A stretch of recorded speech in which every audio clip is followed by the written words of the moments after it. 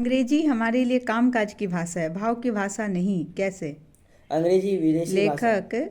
लेखक रविन्द्रनाथ टैगोर के अनुसार अंग्रेजी विदेशी भाषा है। इसका भाव भाव भाव अच्छे से बोलो। जिस भाषा में हम अपरिचित हैं उसके प्रति हमारे मन में कोई स्मृति जागृत नहीं होती है।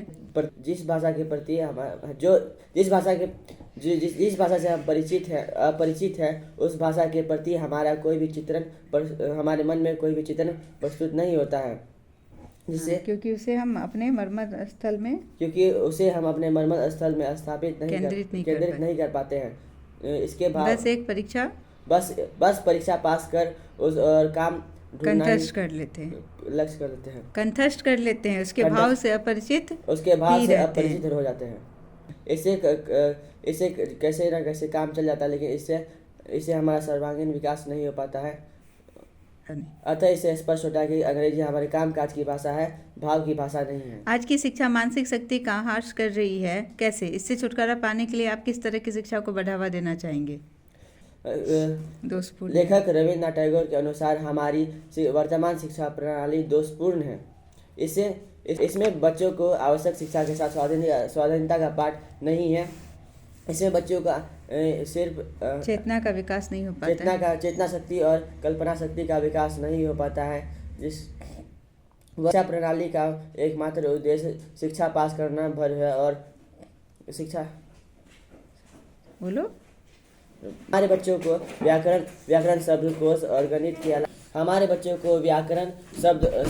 शब्दकोश गणित भूगोल के अलावा और के विषय में ही उलझा कर रख दिया जाता है। जहाँ दूसरे देशों के बच्चों को नए नए दांतों से करने चबाते हैं, वही हमारे देश में बच्चे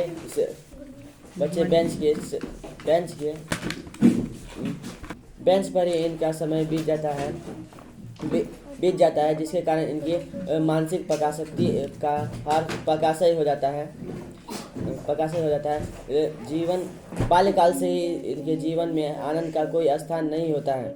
हाँ, खेल कूद का भी अभाव हो जाता है, जिससे कमजोर रह जाते हैं। खेल कूद का भी अभाव रहता है, जिससे उनका शरीर कमजोर हो जाता है। हाँ, चिंतन शक्ति भी सबल नहीं होती है। आवश्यक चीज़ों को कंठस्थ करने से कंठस्थ कर लेते हैं, लेकिन इससे काम तो चल जाता है, लेकिन उनका विकास नहीं हो पाता है। वर्तमान मानसिक शक्ति का ह्रास करने वाला इस निरादर शिक्षा प्रणाली में सुधार के लिए शिक्षा के साथ स्वाधीनता का पाठ को मिलाना चाहिए और इसकी कमियों को भी दूर करना चाहिए। चिंतन शक्ति और कल्पना शक्ति को स्वाधीनता के साथ परिचालित करने का अवसर देना होगा।